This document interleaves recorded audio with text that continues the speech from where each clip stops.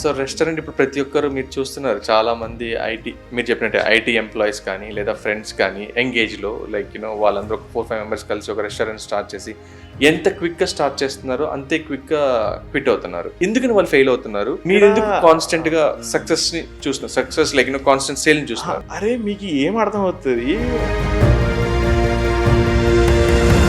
ఇంకా నేను ఇంకోటి అబ్జర్వ్ చేసింది ఏంటంటే, నేను మాదాపూర్లో ఫేస్ చేసింది, ఒక 3-4 మెంబర్స్ కలుస్తారు, అందరూ 20 lakhs పాపం వాళ్ళ సేవింగ్స్ పర్సనల్ లోన్లు తీస్తారు.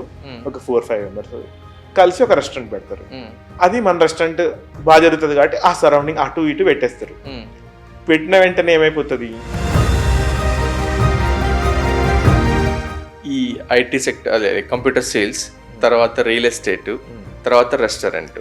సో ఈ ఫీల్డ్లో ఉన్న మీరు ఇక్కడి నుంచి చైనాకి వెళ్ళి చైనాని ఎక్స్ప్లోర్ చేయాలనే థాట్ ఎలా వచ్చింది, ఎలా చేశారు?